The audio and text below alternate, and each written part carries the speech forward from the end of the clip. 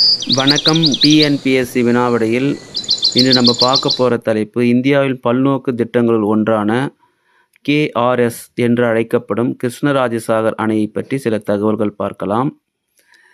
இது காவிரி ஆற்றின் குறுக்கே கட்டப்பட்டுள்ளது. குறிப்பாக மைசூரில் அமைக்கப்பட்டுள்ள இவ்வணையானது காவிரியின் குறுக்கே கட்டப்பட்டுள்ளது. இது 1924ஆம் ஆண்டு கட்டப்பட்டது.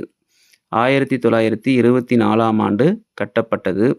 குறிப்பாக இது கண்ணம்பாடி என்ற அணையின் பெயரானது 1917ஆம் ஆண்டு 4ஆம் கிருஷ்ணராஜ உடையார் அவருடைய நினைவாக கிருஷ்ணராஜசாகர் என்ற பெயர் மாற்றப்பட்டிருக்கு.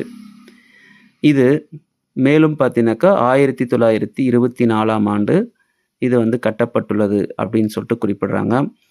குறிப்பாக இதன் மூலமாக மைசூர், மாண்டியா மாவட்டங்கள் நீர்ப்பாசன வசதிக்கு மிக அதிக அளவில் இது பயன்படுகிறது. இதை தவிர மைசூர், மாண்டியா மற்றும் கர்நாடகாவின் தலைநகரான பெங்களூர் உள்ளிட்ட பகுதிகளுக்கு குடிநீரை அளிக்கக்கூடிய ஒரு அணையாக இந்த கிருஷ்ணராஜசாகர் அணை செயல்படுகிறது. இதனுடைய நீளம் 2621 மீட்டர், அதாவது 8600 அடி அப்படின்றத குறிப்பிட்டிருக்காங்க. அது மட்டும் இல்லாமல் இதனுடைய உயரம் 40 மீட்டர் அப்படின்னு சொல்லிட்டு குறிப்பிட்டிருக்காங்க.